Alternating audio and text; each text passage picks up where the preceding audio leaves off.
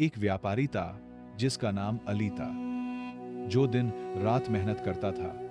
दूर दराज के इलाकों से अनोखे मोती खरीद कर लाता और बड़े शौक से अपनी दुकान में सजाता। मगर अजीब बात यह थी कि इतनी कोशिश और लगन के बावजूद उसका व्यापार कभी नहीं चला। व्यापारियों की दुकानों पर भीड़ लगी रहती, अली की दुकान खाली पड़ी रहती। वह हैरान हो जाता कि आखिर उसकी किस्मत इतनी सख्त क्यों है। कई बार वह आसमान की तरफ देखकर मन ही मन कहता, ऐ खुदा, मैंने कभी धोखा नहीं दिया, कभी झूठ नहीं बोला, फिर भी मेरा धंधा क्यों नहीं चल रहा।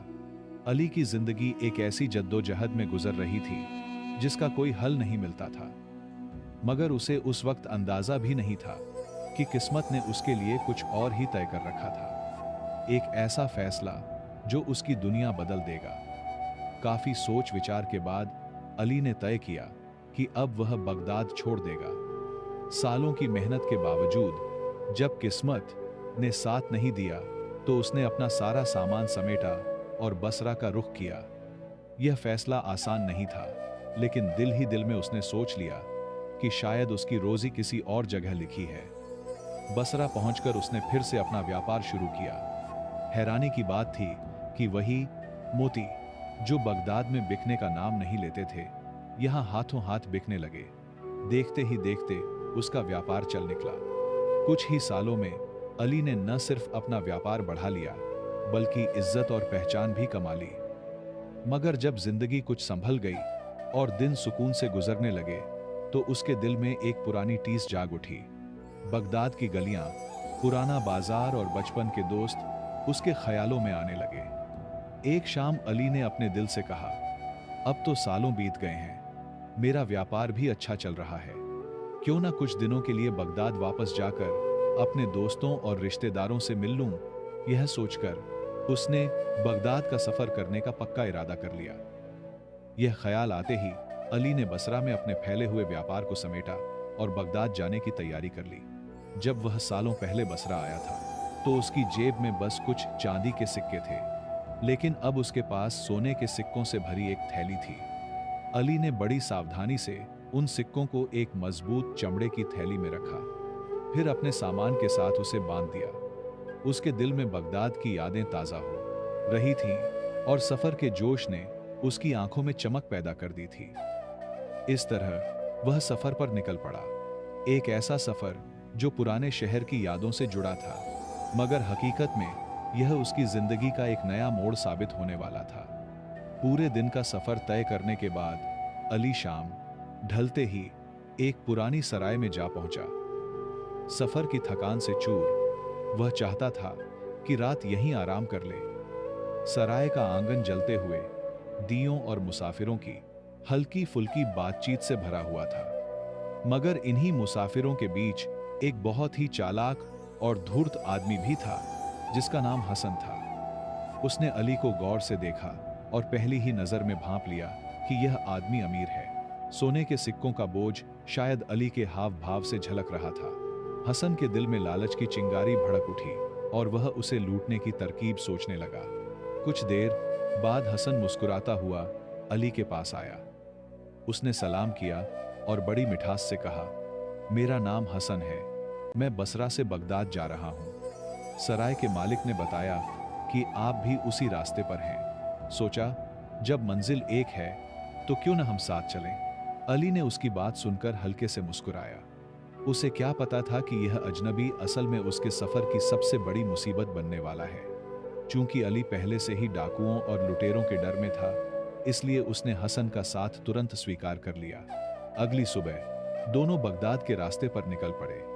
सफर लंबा था और रेगिस्तानी रास्तों से गुजरना आसान नहीं था, मगर रास्ते भर हसन अपनी चिकनी चुपड़ी बातों से अली के करीब होता गया। उसने बड़ी चालाकी से अली से यह राज भी जान लिया कि उसके पास कितनी दौलत है और वह कितने कीमती सिक्के साथ ले जा रहा है।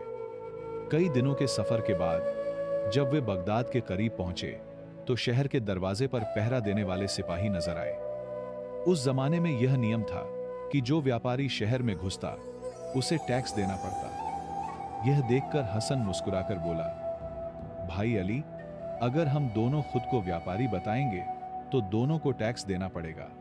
क्यों ना ऐसा करें कि हम में से एक व्यापारी बने और दूसरा साधारण मुसाफिर। इस तरह सिर्फ एक को टैक्स देना होगा और दूसरे का माल बच जाएगा। अली ने गंभीर होकर कहा, नहीं हसन, मैं झूठ नहीं बोल सकता। चाहे जो हो, हम सच बोलेंगे और दोनों टैक्स देंगे। हसन ने अपनी नरम मगर जहरीली बातों से अली को मनाने की कोशिश की। भाई, तुम्हें नहीं पता, मैं हर महीने यहां से गुजरता हूं। बगदाद का हाकिम बहुत जालिम है। यह टैक्स जनता की भलाई के लिए नहीं, बल्कि उसकी मौज मस्ती और गलत कामों में खर्च होता है। अगर यह टैक्स लोगों के लिए होता तो मैं खुशी खुशी देता। सोचो, क्या ऐसे हाकिम को देना ठीक है? यह कहकर उसने एक शैतानी मुस्कान के साथ अली की आंखों में देखा और बोला, खैर, फैसला तुम्हारा है। जो तुम ठीक समझो वही करेंगे। अली का दिल एक पल के लिए डगमगाया, मगर उसका ईमान उसे गलत रास्ते पर जाने से रोक रहा था, क्योंकि अली सच्चा और ईमानदार था। उसने साफ कहा, मैं व्यापारी बनकर सारा टैक्स दूंगा, यह मेरा फर्ज है। लेकिन हसन ने बड़ी नरमी और दिखावटी हमदर्दी के साथ जवाब दिया, नहीं भाई, तुम अभी जवान हो। यह जिम्मेदारी मेरे जैसे बड़े पर है। बड़े भाई की तरह मेरा फर्ज है कि टैक्स मैं दूं। तुम निश्चिंत रहो। अली ने उसकी बात को नेकनियती समझकर चुप रहना बेहतर समझा। जब वे बगदाद के दरवाजे पर पहुंचे तो हसन आगे बढ़ा और पहरेदारों के सामने सीना तानकर बोला, मैं एक व्यापारी हूं। मेरे पास 15 शून्य सिक्के हैं और यह शख्स, उसने अली की तरफ इशारा किया, मेरा नौकर है। अली यह सुनकर एक पल के लिए सन्न रह गया। उसे यकीन नहीं हुआ कि जो शख्स कुछ देर पहले तक खुद को उसका बड़ा भाई बता रहा था, अब उसे नौकर कह रहा था। दरवाजे पर मौजूद सिपाही ने कागजात देखकर सख्त लहजे में कहा, व्यापारी पर शहर में घुसने का टैक्स देना होगा, 10 सिक्के देने होंगे। यह सुनते ही हसन का चेहरा लाल पीला हो गया। उसने शोर मचाते हुए कहा, 10 सिक्के? यह तो सरासर ज्यादती है। हम मुसाफिर हैं, यह जुल्म है। सिपाही अपनी जगह अड़ा रहा और उसकी आवाज और सख्त हो गई, यह कानून है। अगर शहर में घुसना है तो टैक्स देना होगा। यह देखकर अली ने आगे बढ़कर नरमी से बीच बचाव किया।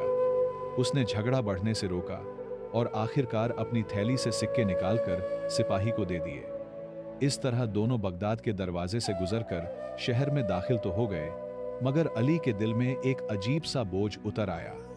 उसे महसूस हुआ कि हसन की नीयत साफ नहीं है, लेकिन वह यह नहीं जानता था कि असली मुसीबत अभी बाकी है। खैर, आखिरकार वे बगदाद की एक पुरानी सराय में पहुंच गए।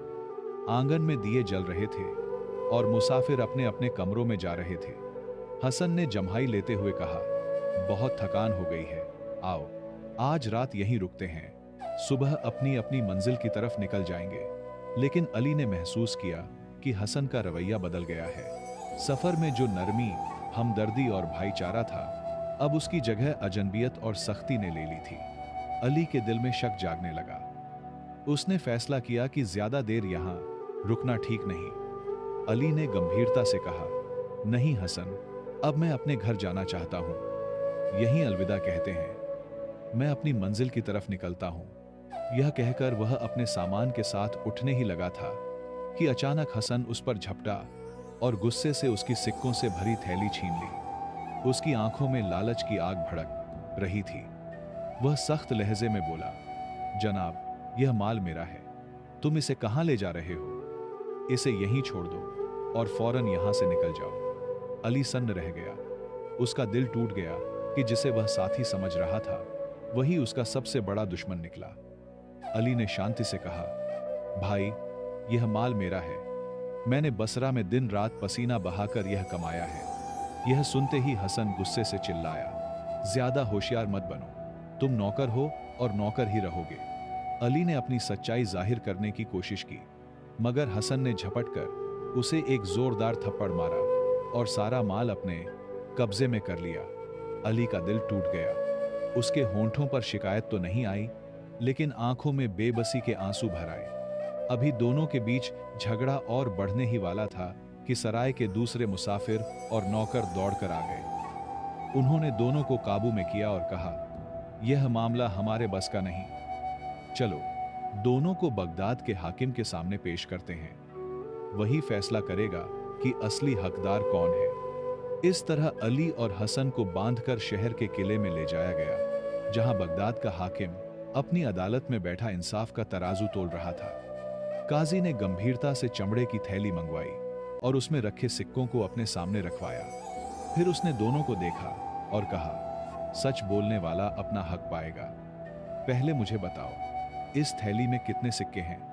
हसन जल्दी से बोला, लेकिन काजी ने हाथ के इशारे से उसे चुप कराया और दोनों को अलग अलग ले जाकर पूछा। हैरानी की बात थी कि दोनों ने एक ही जवाब दिया, इसमें 3000 सिक्के हैं। यह सच था, मगर असली राज यह था कि सफर के दौरान हसन ने चालाकी से अली से हर बात जान ली थी कि उसके पास कितने सिक्के हैं, कहां से कमाए हैं और कैसे जमा किए हैं। काजी एक पल के लिए उलझन में पड़ गया। दोनों सही संख्या बता रहे थे, मगर असली मालिक कौन है? अदालत में सन्नाटा छा गया। अचानक हसन ने मौका देखकर कहा, काजी साहब, अगर आपको शक है तो शहर के दरवाजे पर खड़े सिपाही से पूछ लीजिए। हम दोनों ने उसके सामने टैक्स दिया था, वही सच बता सकता है।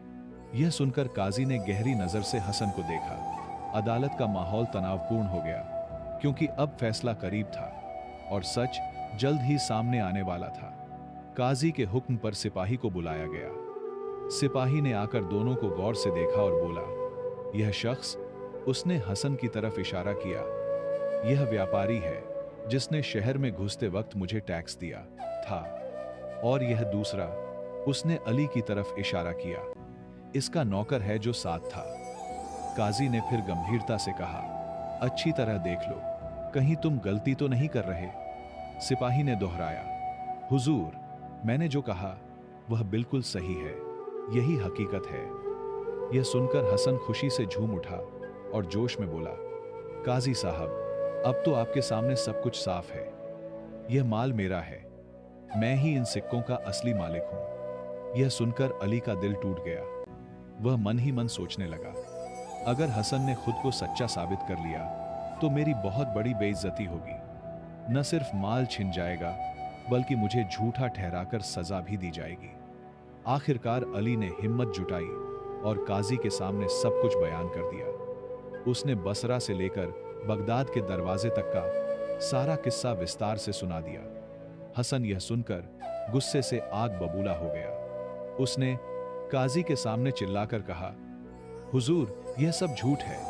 यह मनगढ़ंत कहानियां बना रहा है ताकि मेरे माल पर कब्जा कर सके।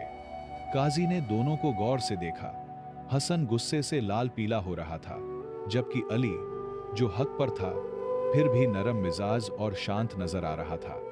काजी ने गंभीर लहजे में कहा, सभी गवाहों और सबूतों को देखकर ऐसा लगता है कि यह सिक्के हसन के हैं, लेकिन इंसाफ के लिए और जांच जरूरी है।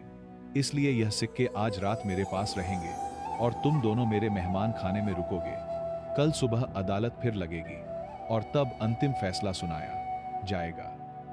यह कहकर काजी ने अदालत खत्म कर दी। सिपाही ने दोनों को मेहमान खाने में ले जाकर अलग अलग कमरों में ठहराया ताकि वे एक दूसरे से बात न कर सकें। हसन के दिल में तरह तरह के डर और बेचैनी घर करने लगे। वह सोचने लगा, अगर कल काजी ने मेरी बात को परखने की कोशिश की तो कहीं मेरा झूठ न पकड़ा जाए। उधर अली अपने कमरे में खामोशी से प्रार्थना करने लगा। उसकी जुबान पर बस यही दुआ थी, ऐ मेरे रब, तू जानता है कि यह माल मेरी मेहनत का है। मेरा कोई सहारा नहीं सिवाय तेरी मदद के। तू ही सच को सामने ला। रात की खामोशी में दोनों कमरों का माहौल बिल्कुल अलग था। एक तरफ हसन अपनी बेईमानी की वजह से बेचैन था, तो दूसरी तरफ अली अपने ईमान और भरोसे से सुकून में था। अगली सुबह अदालत फिर लगी। काजी अपनी जगह पर बैठा और हसन व अली को अपने सामने खड़ा किया। फिर गंभीरता से बोला, मैंने रात भर इन सिक्कों को देखा। मुझे लगा कि इनमें 2 बहुत कीमती हीरे हैं। बताओ, ये हीरे तुम्हें कैसे मिले? हसन ने फौरन झूठ बोलते हुए कहा, हुजूर, बसरा में मेरी एक दुकान और एक मकान था। मैंने दोनों बेच दिए और उनके बदले मुझे ये 2 हीरे मिले, जिन्हें मैंने इन सिक्कों के साथ इस थैली में डाल दिया था। काजी ने फिर अली की तरफ देखा और पूछा, तुम क्या कहते हो?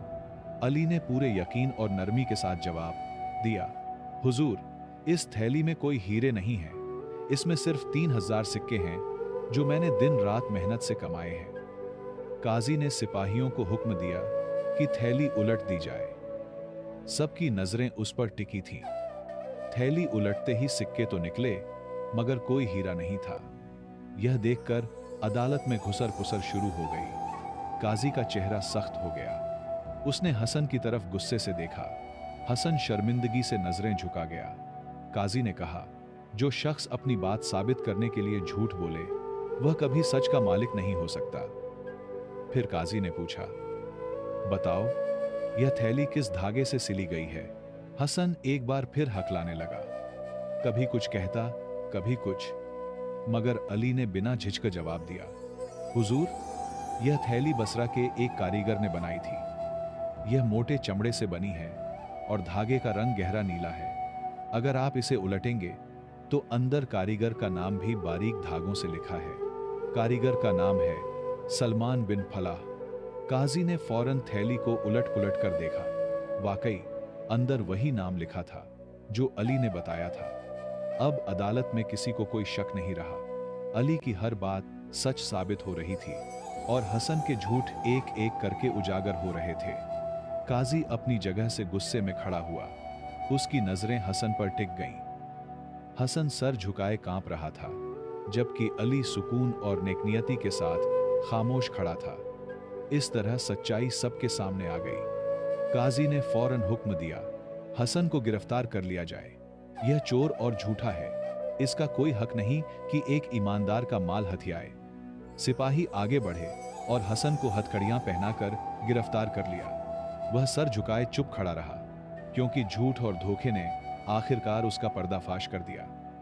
फिर काजी ने अली की तरफ देखा और कहा, यह माल तुम्हारा है और तुम ही इसके असली मालिक हो। लेकिन तुमने शुरू में टैक्स बचाने की नीयत से हसन की बात मान ली थी। इस गलती की सजा में तुम पर 50 सिक्कों का जुर्माना लगाया जाता है। अली ने अदब से सर झुकाया और कहा, हुजूर, मैं अपनी गलती मानता हूं। यह सजा मुझे मंजूर है। अदालत में मौजूद लोग काजी के फैसले की तारीफ करने लगे। हर कोई उसकी समझ, इंसाफ और दूरदर्शिता की दाद दे रहा था। इस तरह एक ईमानदार व्यापारी को उसका हक वापस मिला और एक धोखेबाज का चेहरा सबके सामने बेनकाब हो गया। यह वाकया बगदाद के लोगों के लिए एक सबक बन गया कि सच्चाई हमेशा जीतती है और धोखा, भले ही थोड़े समय के लिए कामयाब हो, आखिर में रुसवाई ही लाता है। इस कहानी से हमें यह सबक मिलता है कि सच्चाई और ईमानदारी कभी बेकार नहीं जाती। झूठ और धोखा कुछ देर के लिए कामयाबी दे सकता है, मगर आखिर में झूठे और धोखेबाज का पर्दाफाश हो ही जाता है। जो कमाई मेहनत और ईमानदारी से की जाए, वही इंसान के लिए असली सुकून लाती है, जबकि धोखे और गलत तरीके से कमाया माल इज्जत की जगह बेइज्जती और रुसवाई लाता है। यह भी सच है कि अगर इंसान से कोई छोटी मोटी गलती हो जाए तो उसकी सच्चाई और पश्चाताप उसे फिर से सम्मान दिला देता है। इसलिए हमें हमेशा सच और ईमानदारी का दामन थामे रखना चाहिए, क्योंकि आखिर में जीत सिर्फ सच्चाई की ही होती है।